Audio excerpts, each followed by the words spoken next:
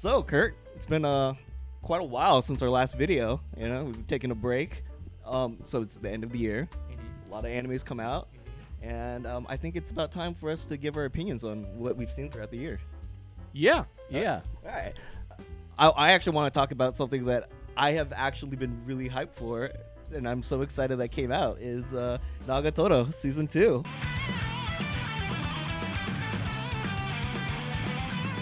Okay. So, yeah, you haven't seen the first No, I have season. no interest. You have no interest whatsoever. So it essentially, it's very similar to the Teasing Master Takagi-san. Just off the rip, what are you feeling on this, on the tier list? Where are you putting this? So for Nagatoro Season 2, I would pray out the door and say it's a A. You know, it was a solid season, about what I would give it the first season. Very solid, but, you know, it's not like perfection. It's not like I would say like, is it better or worse than the first season? I would say for me this was better because we get a lot of character development with the main character. 長瀞はどんな顔をするんだろう。もし本当に後ろから抱きついたらどんな顔を。But with both Nagatoro and Senpai, yeah, he has a name, but they never say it. Okay. So I have no clue what his name is. But the first season was like when they first meet, Nagatoro she's pretty mean for a protagonist. You know, when she's bullying him, it's not like Takagi-san, but this show definitely has the more, I would say, harder edge to it. Okay. When Nagatoro meets Senpai, she is genuinely mean in the first season, in the first few episodes. Her and her Garu friends, they are quite vicious, and so when she's bullying him, it's genuinely she likes his reaction, and then that's why what she gets out of it. And so this season pretty much continues almost immediately where it ended last season. In the first season, she's moved on from being a bully to being a genuine friend. She genuinely likes her senpai's affection and attention to the point where she's quite possessive of him whenever he's hanging out with her other friends, Garu friends, and they start getting a little too close to him. She gets really possessive. Same thing with the art club's president, his senior. She really doesn't like her because she feels like she's getting a little too close to her man. Yeah. Definitely the thing that I think separates it art style wise is Nagatoro's expressions and reactions when she's in her sadistic mode. That's definitely one of the most iconic motifs of the series. But yeah, I mean, if you're not into this kind of like popular sociable girl and the nerdy kind of quiet, you know, reclusive male main character, you're not, this isn't going to change your mind, which is why I wouldn't put it in an S, because it's not revolutionizing the genre. It's just a very good talent. It's very solid. It's a very solid version of what this already is. Yes. So yeah. Overall, I love the first season. I love the second season, and I very much hope to see the third season, because the way this ended, we've seen Nagatoro evolve from even more than just a friendship. She genuinely has feelings for the main character, and the main character realizes he's got feelings for Nagatoro. So now we're finally going into the territory of romance.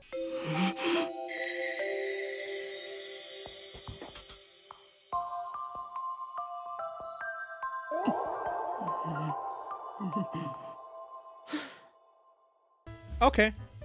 Yeah. I can't say anything. I didn't see it. Okay. All right. Well, next we're gonna just shotgun blast through this. It's all the isekais that I have done. It's Kevin's Isekai Corner. Oh my god. So the first one that we're gonna go through is Handyman in Another World. Okay.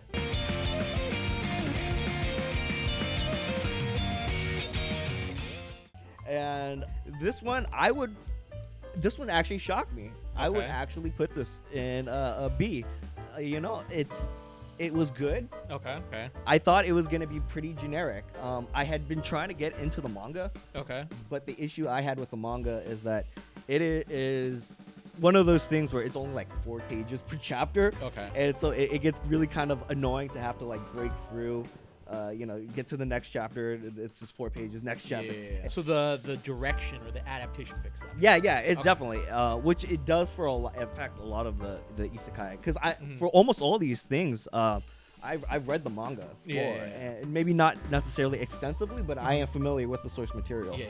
And so, yeah, for this one, it's a B. You know, it's a fascinating group of characters. Okay. The main character, as you can guess, is a handyman from Japan who gets sent to another world. 子供の頃から器用な方だった。手先だけじゃなくて運動も勉強もそこそこ。だけど決して一番にはなれない。気がつくと俺はそこそこ便利だけど代わりはいくらでもいるやつになっていた。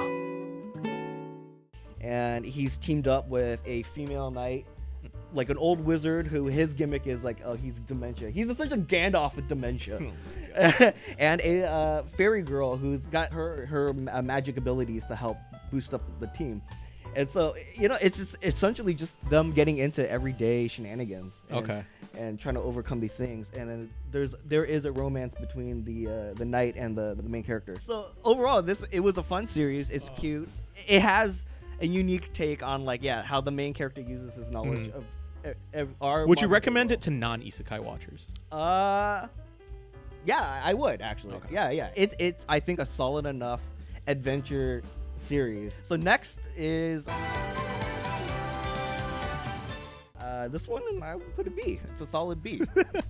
This is a cozy series. Okay. This is a very comfy, just if you're a fan of games like Stardew Valley or these farming sims, this is right up your alley. So I feel like a lot of those games are have large female audiences. So is this show similar? Would you say? I would say this definitely does fall into the harem genre, but I see the characters are all very cute. It doesn't go into the ecchi kind of. Okay, that's good. The interactions with the main characters and even the supporting cast. And one of the very few things that makes us unique in this kind of harem isekai genre is that the relationship actually does progress. Especially with the main heroine, there is actual progression. Of it. It isn't this will they, won't they? The main character's too scared to ever commit. So that's one of the things that I think really separates it. Yeah. Okay. Okay. Yeah, I think it's a solid B. All right. Sounds good.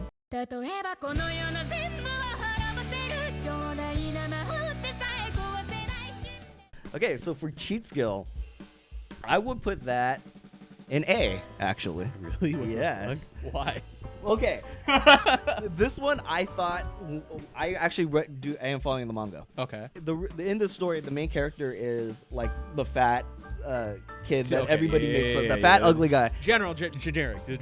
Well, not even generic, but it follows that trope of the trope. The power fantasy where the exactly. fat, unattractive character becomes like a hunk. And he gets all the gets all the ladies. Yeah. So I don't really like that trope, but I feel like the writing in this makes up for that trope.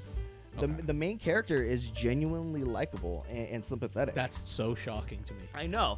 That's so shocking to me. While the show can get a little heavy-handed in its use of cartoonish evil villains, I think the way in which the character overcomes these trials and tribulations, I think makes up for that fact. And it can get a little, I guess, tropey or mushy in the sense that the character will forgive unforgivable things in a way, or they're willing to overlook someone's transgressions against them because he's just such a nice guy. For that kind of a thing, I think people might be turned off, but it is a fascinating thing because one of the things that the show does is that the main character is able to transverse the fantasy world and the modern day Japan world, which is surprisingly rare. Oh, I saw the first fucking couple episodes. Yeah, we saw. You know what? I actually agree with you. I like this one. Yeah. This one wasn't bad. I was shocked. Yeah. I could see myself if I was saw a couple episodes on the TV and it was just I walked into the room, I wouldn't leave. You wouldn't leave, Yeah. That's fair. Okay. Yeah. I can see it. So overall, I this one was surprising, know, and I'm actually quite impressed with how the animation team has handled this because it's a really good looking anime considering. Okay. All right. So following cheat skill, Eminence and Shadow, we're gonna talk about Eminence and Shadow.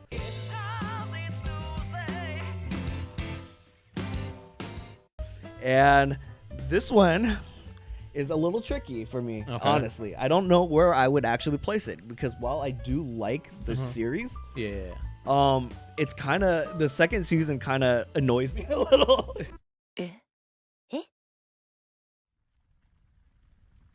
Okay, if you put this in fucking like the top half of the chart, I'm gonna be mad after you said this.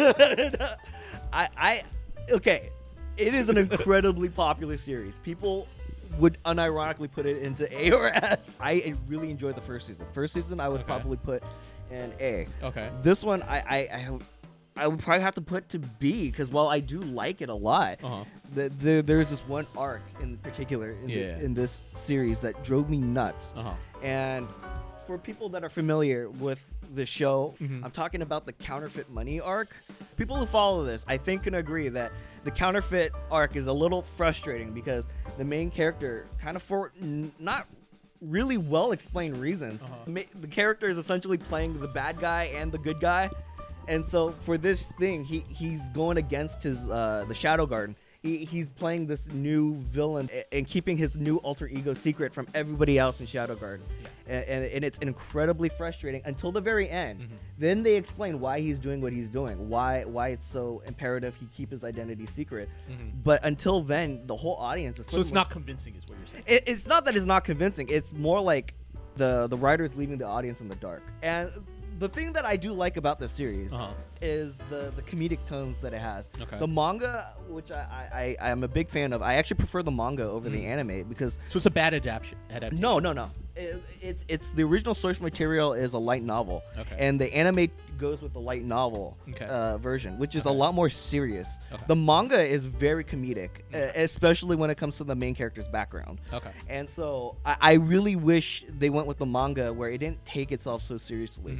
And for me, like that seriousness of the situation kind of hampers it because the reason the show is so funny is the main character. He's just bumbling his way through life. He essentially reminds me, there's this old skit from the Muppets from like the 70s where there's a Sherlock Holmes character and the crime is obvious. And he just starts rambling off theories and deductions. And the more absurd it is, the more right it is. He's been shot. Yes. Of course.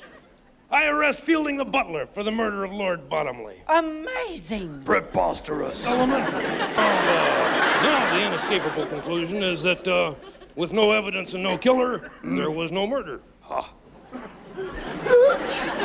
Gesundheit. And so that's kind of like the main character. He just makes up things, and it turns out to be true. I do like the series, but the second season arc kind of drove me a little nuts. In places. All right. So for the next one, I actually think would probably have been better to follow up cheat skill. The next one we're going to talk about is my unique skill makes me OP at level 1.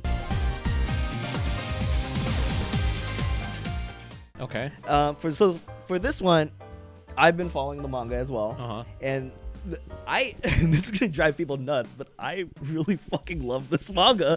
It's on Manga Dex and all these like manga databases. It's ranked pretty mediocre, but there's something about it that I really love, and I find so unique. And you're like the Isekai masters. Yeah, so I would actually put this in A. Unironically. なんだこれはどういうことだこれは一体どういうことなんだ It is in many ways very similar to the gardening anime that we just talked about. In the sense of it's really comfy and so for the premise of this series, the main character, he is a drop. He reincarnates into this fantasy world as a drop from a slime, which is something that's not supposed to happen.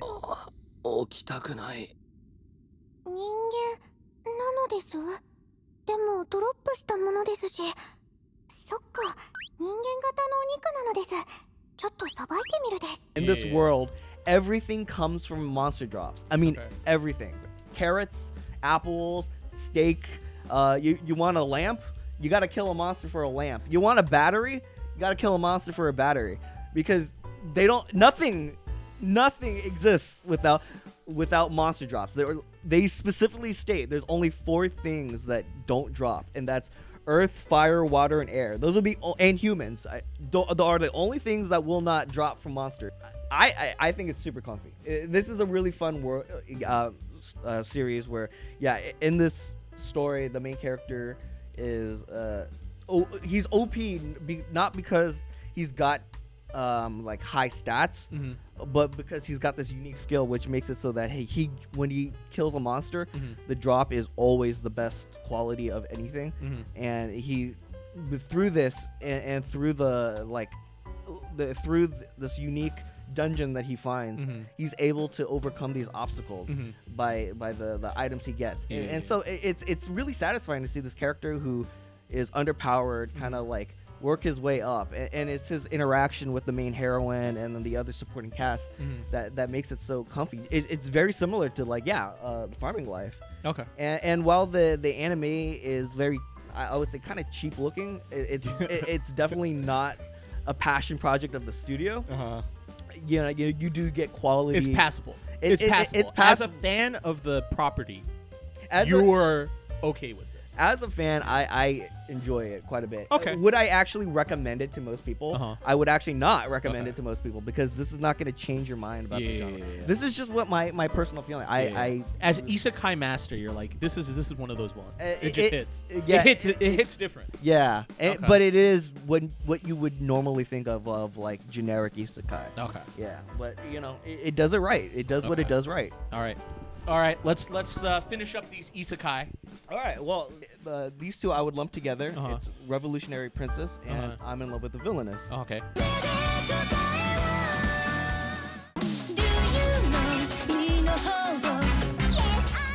So for Revolutionary Princess, I would put this one at B. B. Yeah. Okay.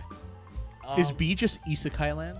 B is gonna be Isekai land, okay. Particularly because I picked these because I like the manga and I'm just gonna follow into the anime. Yeah. So for this one, I was following the manga and I was enjoying it, but one of the biggest issues I'm having with it is that it is way too exposition heavy, especially when it comes to the way the magic works. So the thing that I've been really digging about this series is it's very well written when it comes to the actual relationship of the main characters. It progresses. There's actual progress with it, and the chemistry between the main characters. The princess, she's very she's very energetic and she has a goal, a dream in mind. She's always wanted to fly. That was her dream when she lived in the real world. She wants to fly. She wants to be like a magic witch. And so in this world she can be that, but which is very different from the main heroine who she is kind of she always wanted to dig. She's always wanted to dig. She's just like Joe Dirt. Life's a garden, dig it. Life's a garden, dig it. You make it work for you. Or like Tremors. Or Tremors. Nah, yeah. The main heroine. She's trapped essentially, and she's a political pawn. And so that's why she looks up to the main character, the princess, as like an ideal of what to be, a woman free from obligation. And so it's this really cute series about like kind of like following your dreams and then watching the relationship of these two characters blossom. And the only reason why I wouldn't necessarily put it in an A is because the overall plot, I would say, the world itself, I find very boring. That is just my opinion. Like every No. Very different from the next one we're talking about. Okay. Which is I'm in Love with the Villainess. Now, off the rip. No thinking. No thinking. This one, I'm putting it in S, baby. One Isekai had to make the S tier. This one is it. That's fucking disgraceful. No. Okay.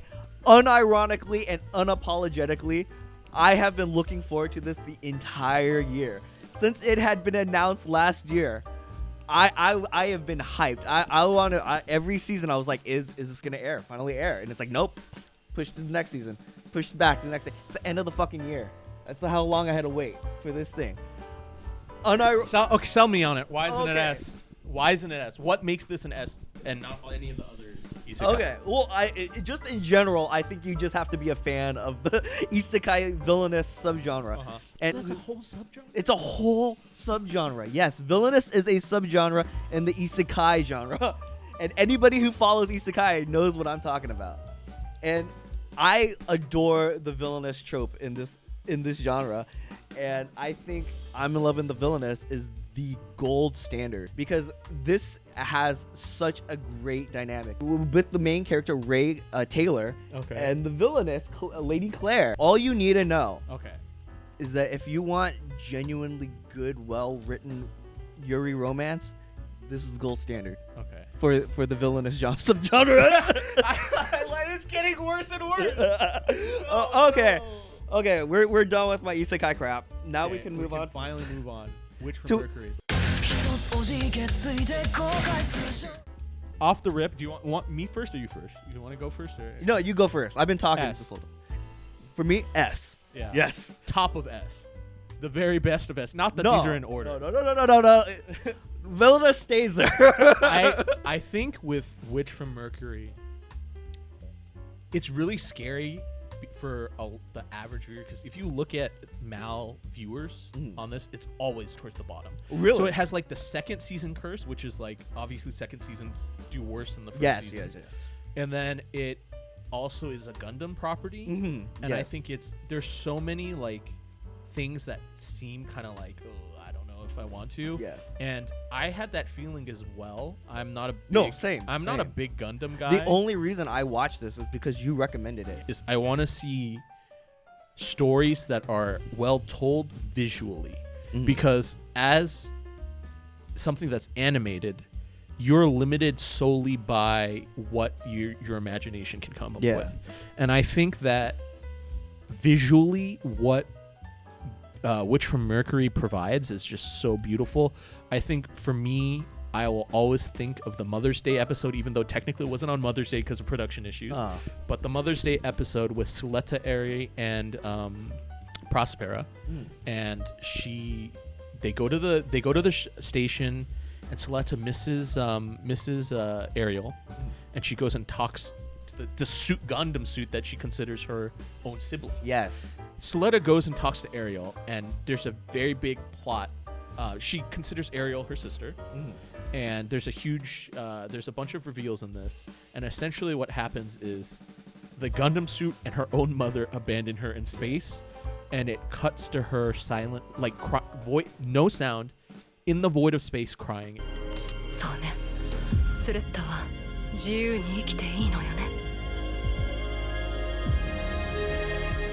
And I think that scene is so emotionally powerful, and that's what really great shows can provide you. And not only that, there's just so many great subplots in the show that Guel, your favorite, our favorite F boy. I think you mean Bob. Yeah, Bob.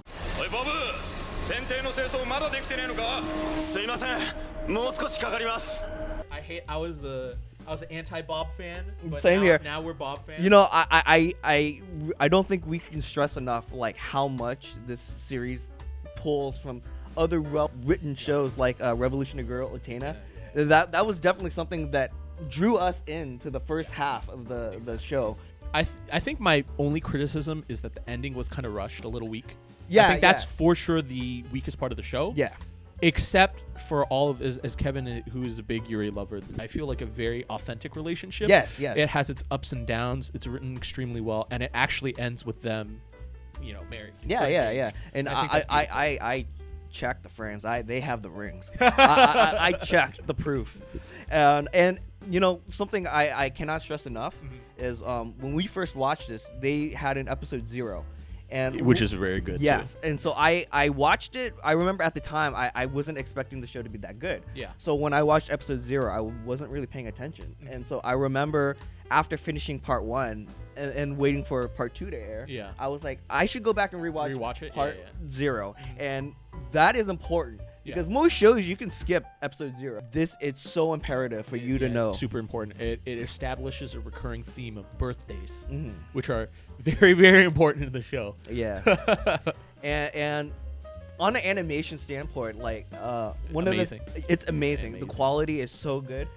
Part 2's ED is so beautiful with the red and the almost like ink blotchy The kind dancing? of dancing. It's amazing. Yeah, and then you see the arms of Ariel flying around. Yep. Yeah, It's so good. What What else is there to say?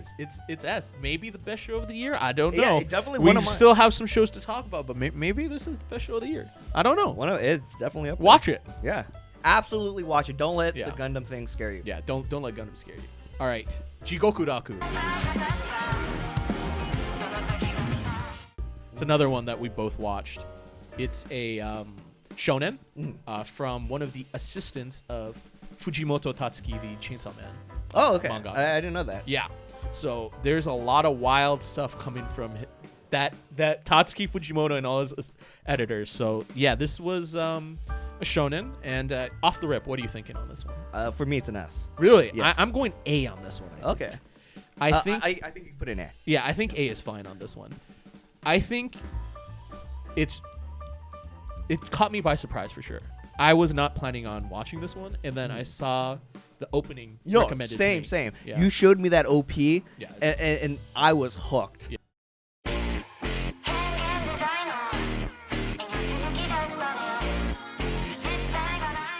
Yeah, it's really good. Yeah. Yeah, it is really good. And I think with Jigokuraku, there's a lot of complaints that it looked ugly, some of the fights. Yeah, I or heard the that, fights and- weren't great. Yeah, I think Studio Mappa still did a phenomenal job. It did great considering that it was also doing Jujutsu Kaisen. Yeah. I think most of the resources were going there. And Yes. And Chainsaw Man. Yeah. And to be fair, we're gonna just be clear. There's been complaints from animators about overworking in the studio. Yeah. Mappa. Yeah. And it's something that I don't think, as audience members, we have too much control of, to be honest. Like, I don't think there's much we can personally do, especially as Western fans. Yeah. But I think it's definitely something to consider that it didn't look like Jujutsu Kaisen, but how many shows can look like Jujutsu Kaisen, I feel like. Season 2. But yeah, it's a great story. Great unique story. Again, I think a lot of stuff coming out of that corner of the mangaka universe is pretty interesting. And I think that this show had enough interesting things and interesting characters to, be an A at least. Yeah. It's worth a watch. And the overall plot is very fascinating. This paradise, this hell on Earth, really. Yeah. It is such a unique take, and it's so beautiful. Yeah. With this show, I got to give it credit. Yeah. Is that they can make a tropical paradise terrifying. Yeah. Yeah. It definitely, the colors and the shading of it did a lot of work. And I think Mappa recently especially has been really great in making their shows look like the tone of the show, if you know what I'm saying. Yeah. And I think it's incredibly well written. I think Gajumaru is a fantastic He's protagonist. great. We love him. Yeah, and then Sagiri is a great heroine. Yep. And this is one of those shows where I could not predict what things were going to happen. Yeah, and there were characters that I thought were going to be really important that end up not being important, and then there were characters that I thought weren't going to be important that end up being incredibly important. Yeah. And so it's got a great cast, great supporting cast. I'm blown away by the writing. I need to know what happens. What's happening? Yeah, especially with Yui. Yui is a important character that keeps showing up, and there's, even though we're seeing backstory of them, it's still a mystery. Yeah. It's they know how to hook you. Yeah, 100%.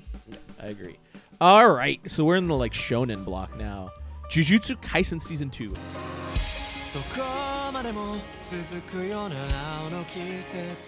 Yeah, it's only me. That one, this one you're gonna. This have one's to on me. Yeah. S Really? is S. It's S. I think I almost put in an A because the last episode has everything that irritates me about Jujutsu Kaisen, where it's so much exposition through narration and it's just dialogue, and it's just so. As somebody who admittedly has not followed Jujutsu at all, would you say its pacing is good? Because I've kind of heard it can drag. It feels like Season 2 might be the best.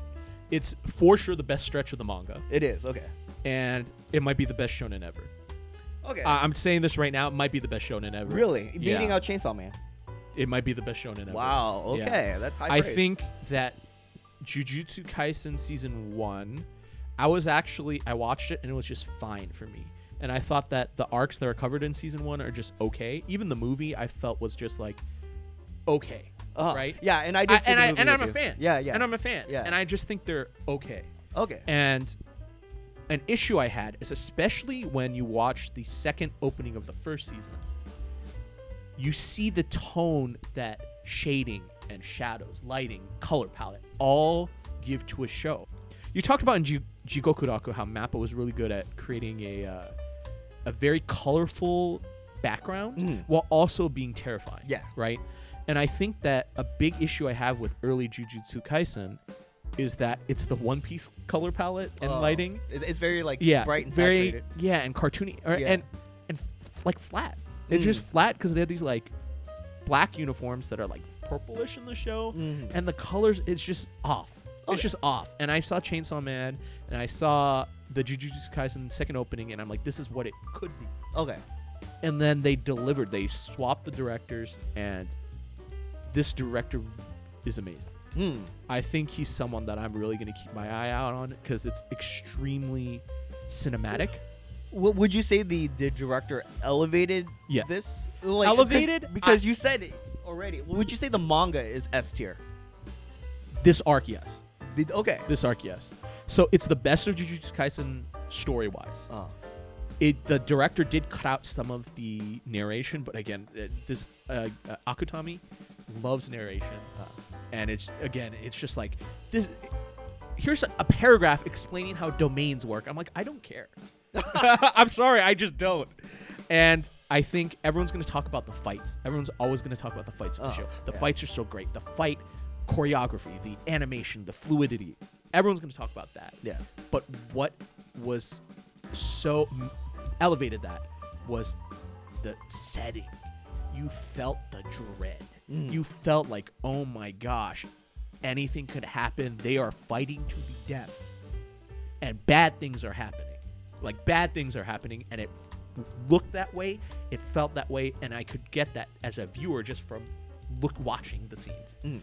And add on top of that, I think that some of the voice work in the show transcends just good voice work and goes into the tier of like, this should be some of the best acting period of this year. The Mahito and Itadori fight, the maybe 5th to last episode is it's amazing.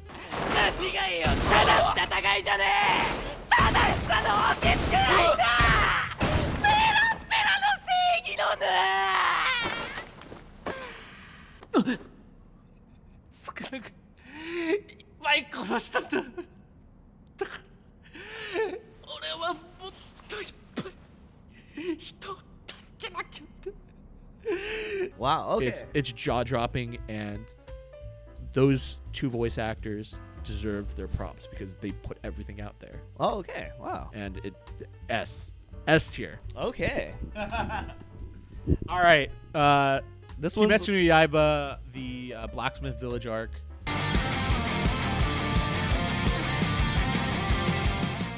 Again, I only watched it. I guess it's so funny because I don't actually like shonens, but I guess I'm the shonen guy here. C. You definitely are. It's C. It's C. It's really? C. Okay. Because I love Kimetsu no Yaiba. Yeah, I'm not a big fan of Kimetsu. I love Kimetsu no Yaiba. It delivers all of the same affordable, just like every other season, great visually. I think this is some of the weakest material from the manga. Oh, okay. But the manga's already weak material, so. Yeah. 何が楽しい何が面白い I think that it's just fine. It delivered everything that you kind of wanted out of it. I would not watch this again. These emotional moments that happen aren't as strong as what are going to happen in the next arc. Okay, so the next arc is better. Yes. Okay. Yeah, I think that it flubs the ending, but the next arc is great. Whereas Jujutsu Kaisen's like kind of ending arc has been very bad. Okay. So yeah, see, it's fine. I liked watching it. Okay. Would I watch it again? No. Yeah. Okay. All right. All right. Oishi child. Yeah. So Delicious child time. Oshi no Ko. One of the most popular shows of the year. Where are you going, Kevin? I'll let you go first on this one. Okay, Oishi no Ko, as you just called it. Uh-huh. Oh my, I think I'm gonna get a lot of hate for this, but I'm gonna put a B. I really don't care for this show. I also B is fine for this one. I think. Wow. Okay. All right. I think that's fine. I actually would have gone C. Okay. Yeah, personally. Okay. Yeah. So for me, I was familiar with the manga when it came out, and this is done by obviously the same guy that does my favorite Kaguya-sama. My favorite. I love him so much. What a genius writer. So when this came out, I was like, okay, I'll give it a try. Yeah. And the plot sounded, honestly, I was kind of put off by the synopsis of the whole thing. You just seeing an idol die is like well, so no, tragic the for you. idea of like the main character who has like a sort of love relationship being now their son, and then a little girl. The weird shit. Oh yeah, there's weird shit galore in this. The reincarnation aspect really put me off.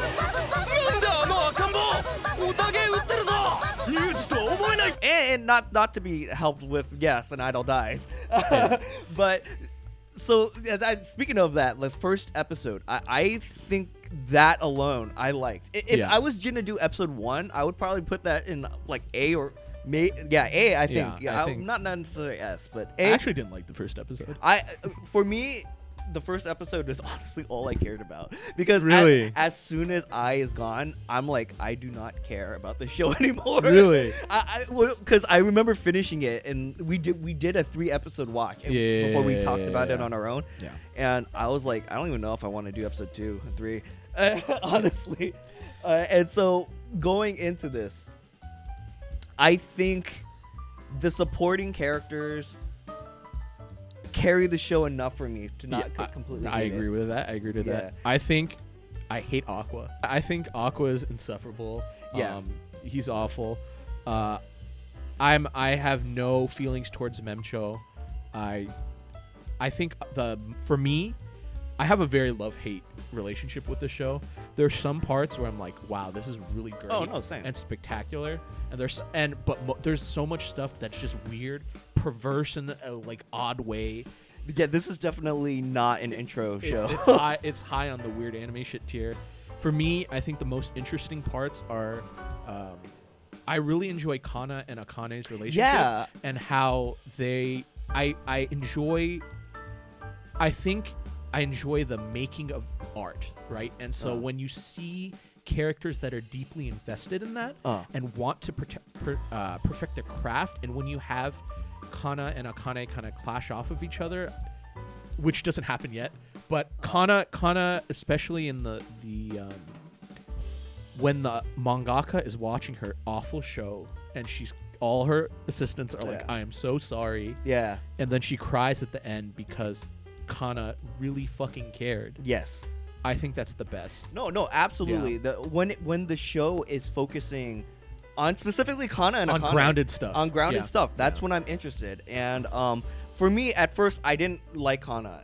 The one thing I can really appreciate about her character is that she has evolved. She's a bratty child in the beginning, but then she's realized that condescension only worked to her advantage because of her age. So Kana was very self-centered and cared about herself in her child acting career. So she was too much on one side, and now maybe she's too much on the I just want to please people. Yes, and she blunts herself because of that, and I think that's super interesting. Yeah, no, I think it's fascinating how she essentially goes to having a superiority complex to having an inferiority complex. Yeah. And with that, I think it's something you don't see often. Yeah. Where a character has grown, but they're now in a place that is not necessarily better. Exactly. And so they still have room to grow. And I also have to give a shout out to Akane, because her whole arc of the cyberbullying thing it touched me. It's a something that I think does get overlooked is mental health, and the fact that something as benign as a mean tweet can really push people to the edge. And so the whole Akane pun intended. Unattended, push her to the end. Well, I think, but the whole arc I thought was so beautiful. And then when she starts channeling that was like, wow, a big surprise for me. And so I when the show, unironically, when the show is just either about people about acting, when it's just about acting and the idol stuff, those are the only things I care about. Everything else, garbage. I don't give two shits about the whole revenge plotline. It's bullshit. It's awful bad. Honestly, if they just it's a C, bro. Why is it in B? It's a C. I feel like. Because, no, we've been shitting on it. It's a C. No. But because I say Kana and Kana, Akane, I think Kana elevates it from a D to a C. Okay, you want to put it in a C? Put it in the C. Okay, so you're saying Isekais are unironically better than Dude, I'm a Isekai bro. I am Isekai bro. I've Isekai pilled you. Exactly. Okay. All right. We'll put it down to C then. C. All right. All right. So this is a show that I just watched. It's called Under Ninja.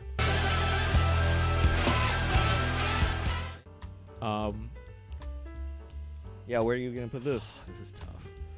I know nothing about Gut this. feeling says C, but I'm going B because of all the Isekais in B. Okay.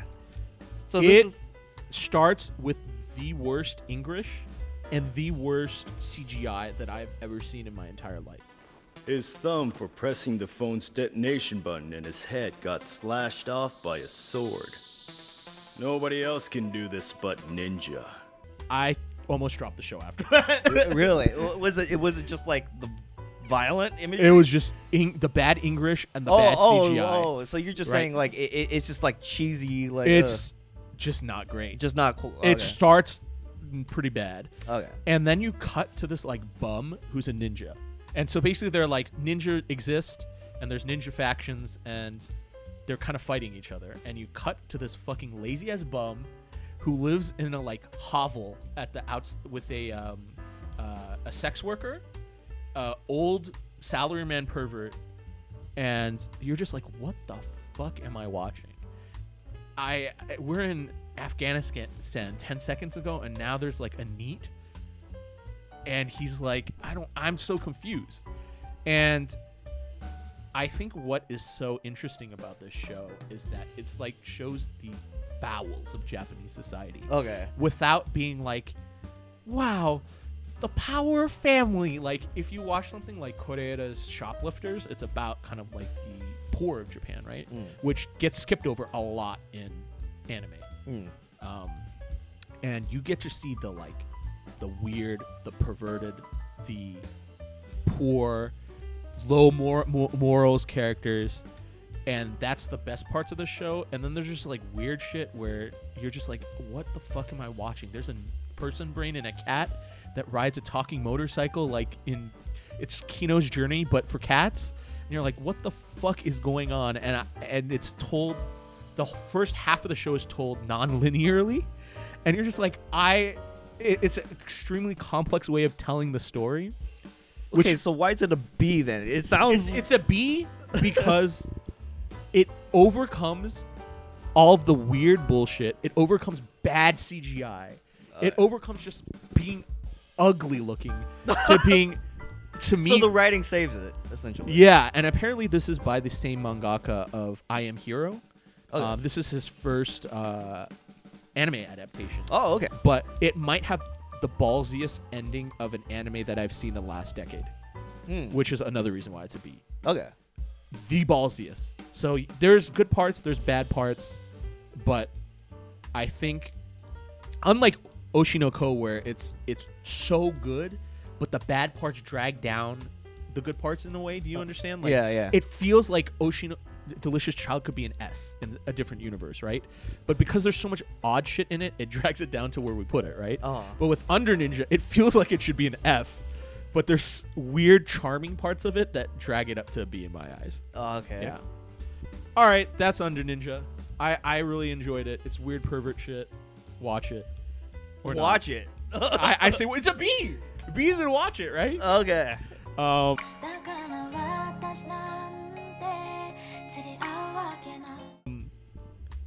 My happy marriage, C. Which is a phrase you'll never hear in real life. Damn! I actually dug this show for a lot of parts. It's a shoujo. It's shoujo to the core. Okay. It's the poor girl gets the rich, handsome, charming guy. But the thing that caught me off guard is they have superpowers. Really? Yes. I had no idea. I would never have guessed it. They have superpowers and they Okay. fight spirits. And I had no idea that was going to happen. Okay. The main character shoots a fireball, and I was like, what is going on? So why is this a C? It's a C because there's too much exposition. There's so many parts that could be very emotionally, that could shake me to my core emotionally, and then they're like, but did you get it? It's she's getting her mom really loved her, and I'm like, no, I can see that from what's on the screen. Don't tell me. So it's a lot of don't tell. Yes. Show don't tell. And that's the biggest issue with this show. Otherwise, I would have probably given it an A. Really? It's worth watching. I mean, so that exposition drops at a whole rank. Yeah. More like 2 ranks. Yeah. Yeah. Wow. It really because for me, what was so frustrating is it, again, like Delicious Child, it feels like it is almost there at some points, and then you're whipped out of it by exposition by dialogue, and you're just like, I don't need that. And that's it. All right. Well, back to me, I guess. To all the harem stuff that you would never watch. So for this one, it's Cafe Terrace.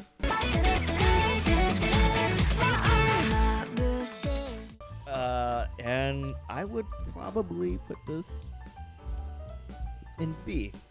With Isekai land. You just love these B shows. I just love B shows.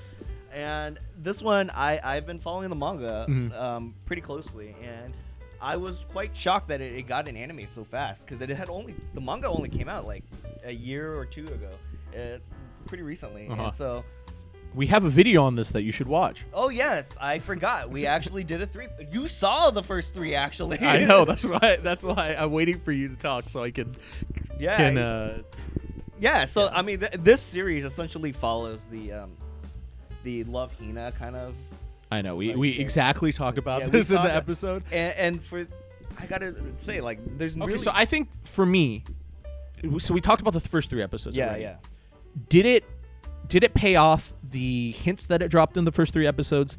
Did it continue in your eyes to be as good as it was in the first 3 episodes? Yeah. I was already a fan of the thing, so as long as they followed. I'm outnumbered here. There's 2 fans and 1 hater. Yeah, our producer back there, Nick, is also a big fan. Yeah, no, it's Ami, dude. I love the brain. I hate you all. I hate you all. Yeah, you're a Shitagaku guy, man. I hate all of you. Man, I don't even know which one that is. She's the drunk. She's the pervert drunk. I can't tell you which one that was. Oh, come on. Short hair.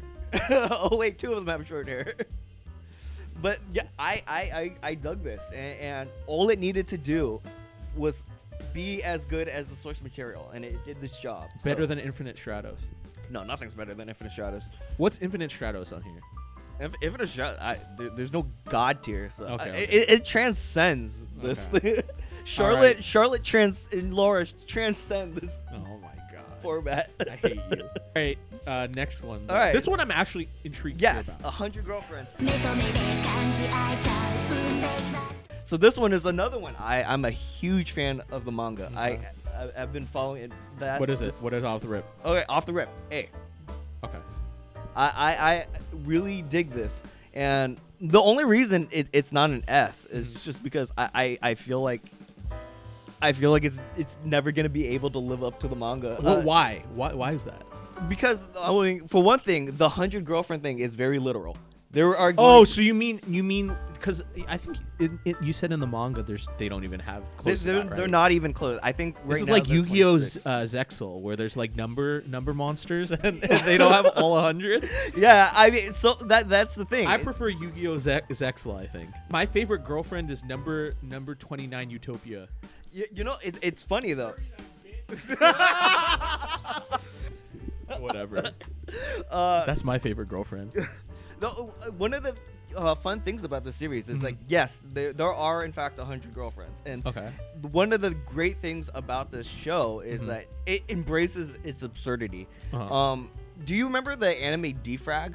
No. Oh, you never saw? Yeah. I don't remember. It's very similar comedic wise to Defrag, where Okay. it just embraces its stupidity. It doesn't really take itself. So is seriously. that one makes it? Why is everyone talking about this show? Is my question. Well, for one thing, it's unapologetic for what it is. I mean, the mere fact that the author had the audacity to do 100 girlfriends isn't in itself an achievement. But the thing is like the author is very talented, and they make. So is it the comedy? It's the comedy. It's the character. It's a combination of the comedy and the characters. Okay. The main character, Rentaro, he's genuinely likable, and his affection for the main heroines it's just so cute to watch. I mean, it's quite simple. So do people like this because it's surprising? I don't know. If it would be the fact that it would surpass your expectation. I genuinely do think you would like the show for somebody who doesn't care for like the whole harem genre. Because of from the comedy aspect. From the comedy aspect. Okay, so is it as good as, for me, like Ceiling is like, let's go Nichijou, Asobi Asabase, Daily Lives of High School Boys, Cromartie. Like, is it in? No, that's I would say it's slightly below that, which is why it's not an S. Okay. You know, I think if it had like Asobi Asabase tier writing, I think it would have been an S. Is it like the useless Days of High School Girls, which I enjoyed? Yeah, I would say that? it's around that. Okay. Yeah, maybe I'll check it out. And the one thing that's really impressive is like, even though the manga's up to like I want to say 26 girls now, you don't forget which one's which. They all encompass a very specific trope, and one of the funny things is every single character, their name is a pun, so. Oh, so this is like one of me and producer Nick's favorite shows, Hitori Bochi no Maru Maru Seishi, right? Yeah. I mean, like for example, there's a girl, she's super smart. Her name is AI. AI, and then there's a girl who's shy. Her name's Shizuka. Yeah, so I mean, this show, it's absurd. It's hilarious. It's well written. The characters are lovable. You know, if it weren't for the fact that it's only 12 episodes, I would have it in S. But I think the anime does a very good job at its pacing. Okay. You know, they have 6 of the heroines are introduced. There's I think 11 that are hinted at for season 2. It's already got greenlit for season 2. So yeah, I mean, it sounds like it's been popular. Yeah, I mean, I just hope it takes the One Piece route and just goes on forever. Oh my god. All right, girlfriend. Yeah, girlfriend. So the next one, girlfriend. I would put this in A as well. I love this show. I was so excited for season 2 to be announced.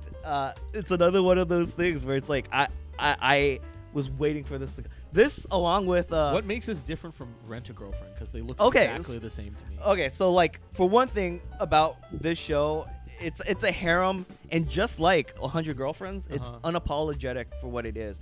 One of the things that I think is very unique is that it does take the idea of a polyamorous relationship fairly seriously. I mean, the show is a comedy, and everything about it is it's not supposed to be taken too seriously, but this idea of a harem show or a harem protagonist embracing the fact that he's in love with multiple girls and is trying to get the relationship to work, it's fairly unique. I mean, there are not many harem shows or like even love triangle shows that take the idea of the main character. Is the blonde one your favorite? No, Blondie is not my favorite. In fact, that's so shocking to me. No, white hair is my favorite. Yeah, Shino. Fuck you guys. Fuck you guys. Shino-chan. Yeah. I hate all of you guys. So yeah. I mean, the thing that really separates this from like your typical harem show is like the fact that the main character is genuinely likable, and you know, usually when it comes to these kind of shows, the main character is just self-insert man with no personality. Yeah. But this guy, he takes his relationship quite seriously, and so for like 2 of the characters, for example, they're in love with him, but he takes his relationship with the other 2 girls so seriously. He doesn't want to go into a relationship with them because he feels like he would be demeaning. So he's like Araragi? I guess, kind of. That's but why you fuckers like this show. I don't want to live on this podcast anymore. I mean, this show is genuinely great, and I hope it gets a third season. I found out that hopefully this show gets a third season. I mean, the manga is finished, and I think there's enough material there for it to wrap up. So yeah. All right, Magical Girl, Mahou Shoujo Magical Destroyers.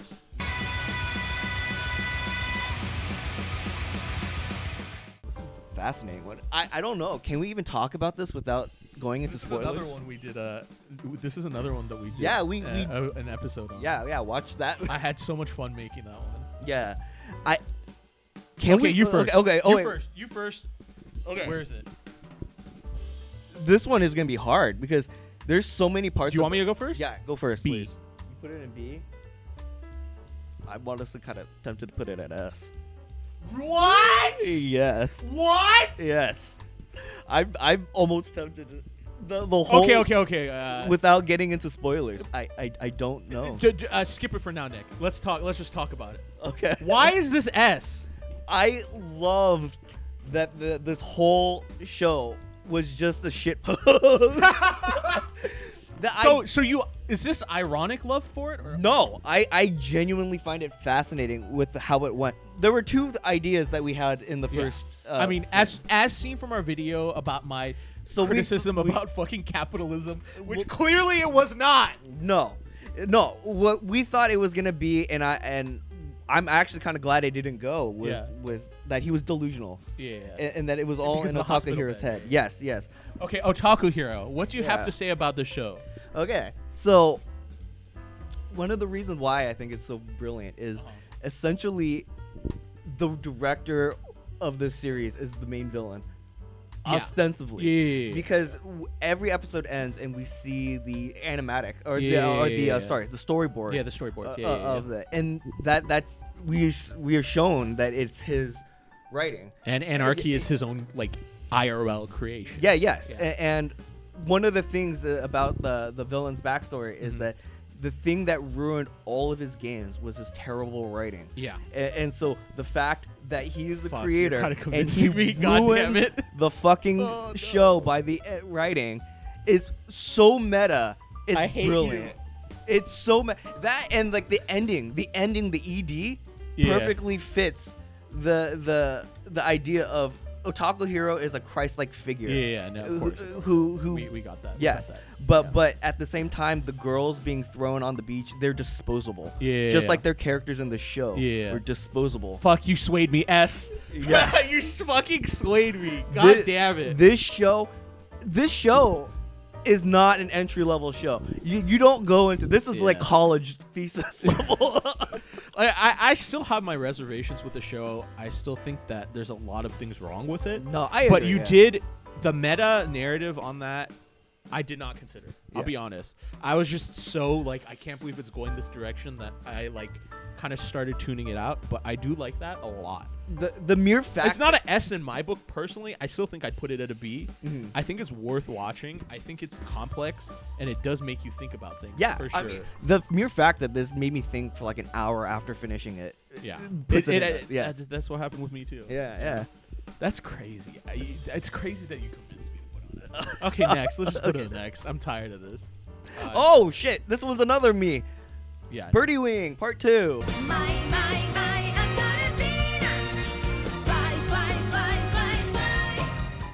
So this one is one of these shows that I did not expect to love as much as I did. I'm gonna put it A. A. So this show was the part 1 is a show that I watched kind of on a whim. Yeah. I was just kind of going through stuff. Yeah. But it is such a fun show that it elevates it above what I would think it would be just your typical sports anime. This is it's a golf anime obviously, but it's so over the top and insane with this with backstory with the mob and like there's a whole underground. No, that's bullshit. No, there's a whole underground golfing circuit in this world. Wait, so just to make another Yu-Gi-Oh reference, they're like Zane Truesdale when he gets the Dark Cyber Dragon. And he has the electric collar, and they're fighting underground duels. You know, when you're rambling, I was just thinking in my own world. I might actually have to drop this into a B because I gotta say the ending kind of ruins it.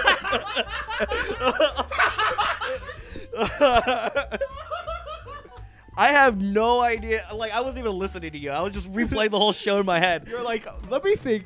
Kurt's saying some bullshit. Let me just do a quick refresher on this. Yeah, okay. So, just to reiterate, I love this show, but it kind of was bad. Well, not bad. It was rushed, disappointing. And So kind of like Gundam's ending. kind of, yeah. And that's actually a great comparison. Yeah. Okay. So it's a fun show, but it just felt a little rushed at the end. Okay. And yeah, I'd say give it a shot. Give it a shot. All right. So this is a show that I only watched. It's called Skip and Loafer.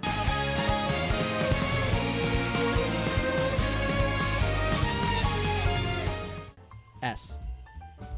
Now, what is this show? I have never even heard of it until I actually, when I was actually writing out my list, I had Gundam on the top for so long, and then Jujutsu Kaisen came out.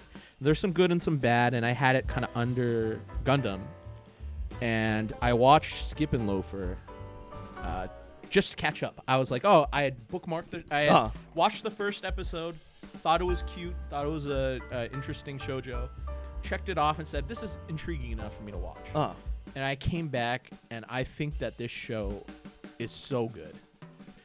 First of all of the characters, I think a big issue with shoujo anime is that the writing of some characters is very idealistic. It's shoujo is basically just like Isekai for women, in that like it is. Isekai is about like kind of the nerdy unpopular dudes becoming the coolest dude ever. Yeah. And shoujos are about like the unassuming girl who every like hot dude likes, right? Yeah, I can see that, yeah. And so I think it becomes an issue where the main character is so perfect, and then all of the a lot of the male characters are just kind of like maid-sama, right?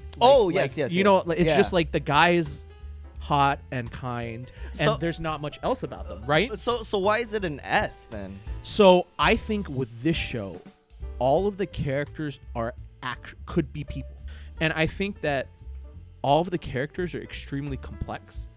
The main character, even though she does follow the tropes a lot of being like kind, and that's why she kind of gets her group together, she has her flaws. She's like super naive. She's from the country, and that naivete can bite her in the ass sometimes. Okay. And the male lead, and he's the handsome guy that, the bookish girl would never usually be friends with or be a love interest with. But he also has his own trauma, and it's like, I put this in the same tier as like Fruits Basket. Oh, okay. Like this is a show I think that should be looked at from that lens where the characters are so complex and unique, everyone. And I think that a lot of the characters are just so intriguing. And also, there's a trans character in the show.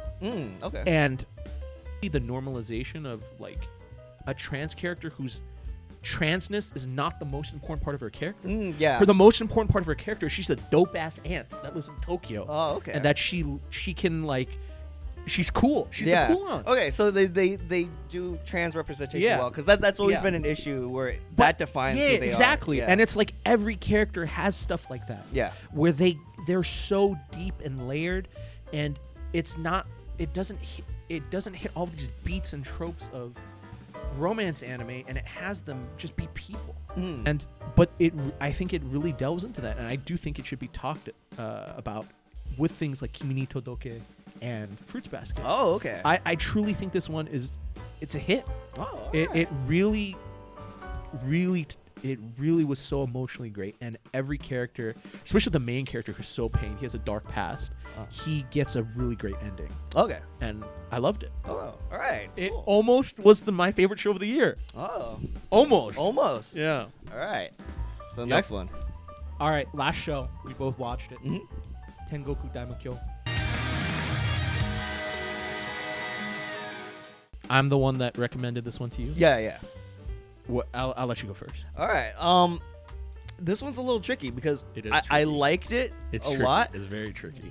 But the last two episodes what happens in it puts such a bad taste in my mouth that we're on the same page. It drops it real hard. D. I'm going D. I put it in C. I'd say before that last one, I think you put it in D because I would have had it like an A or an S. Yeah, before and that. I actually am still keeping up with the manga. I think this is wow, we're getting a really deep. Okay, let's do this correctly. Trigger warning. Rape isn't okay. Violence against women in mediums that are especially very male dominated.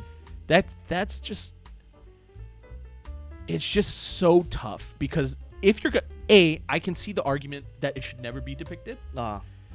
And B, if you're gonna do it, you better do it well. Yes. And it was not executed well. Exactly. It was not executed. And you told me it's handled way worse in the manga. Oh, it's worse. Oh, okay. It's actually the manga.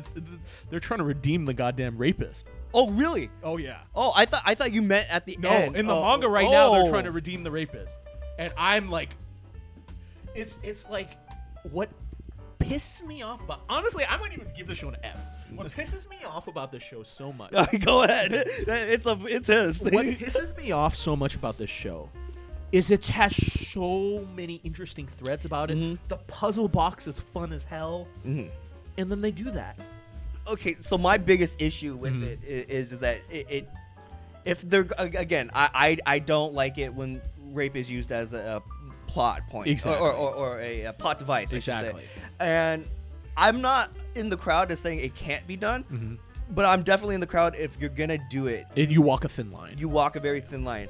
And the way it depicts the victim getting over their trauma, and the fact that this main character can be allegorical as a trans character, it adds such another layer of complexity that I don't feel it handles it well. And I was really enjoying the show. Like I was gonna say, same. I loved it. I was gonna put in an A. I love the mystery behind it. What's happening with this underground society of kids. I'm not a big fan of the post-apocalyptic genre, but I felt like this was really interesting. I really enjoyed the main characters of Kiriko and Mahou.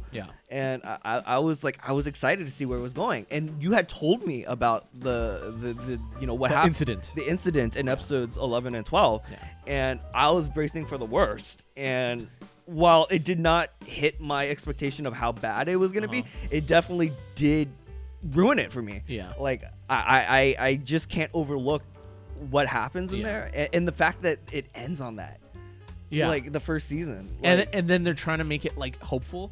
It's such bullshit. That's so bad. Had I been a manga reader and gotten to that point, I might have just dropped it. Like I don't even know how I would even want to go keep going. Yeah, for me, I'm curious enough about the mysteries of the world that I kept going. Okay. But I'm at a point now where I might just drop it because it's like I think they're trying to humanize the rapist. Yeah. And it's just like, come on. Yeah. And it's just, you can't do that. And it's like, it's sad because I think one of the top 3 most emotional scenes of this year was in the show.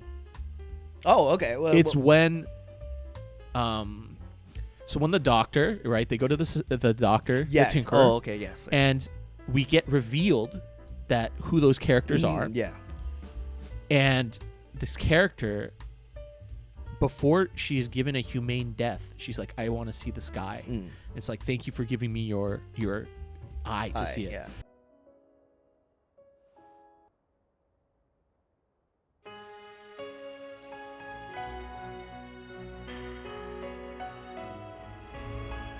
It is so moving, that part. And then to have all of the show dashed because the author just had to include that. Yeah. It pisses me off. F. Fuck it. Okay. Yeah. All right. Yeah. It's tough. Yeah. That's so funny that we ended on. I didn't plan it to end like this. Oh yeah. But yeah. Yeah. Right.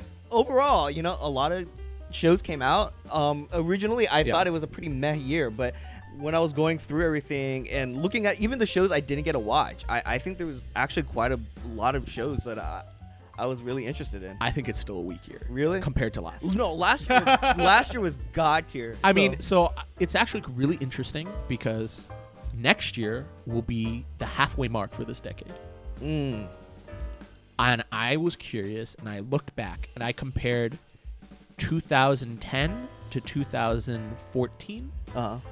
And I compared, and it is not looking good for this decade.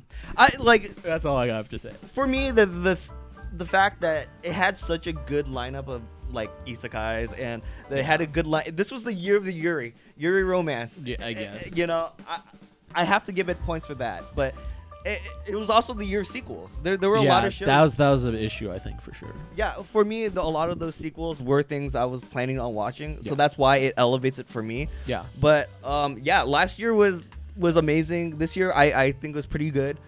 I hope next year, you know, it could at least be Last year like this. is. I'm just gonna off the rip. Last year's a top 5 anime year of all time. Okay, yeah, no, same. I Year's would like a agree. Top 5. Yeah, Yeah, and so we look forward to next year. yeah. And maybe we'll watch more. Maybe we won't. Like it depends on how many isekai there are, so Kevin can fluff out this list. Yeah, definitely. All right. Thank you. All right, thank you. Bye. Bye.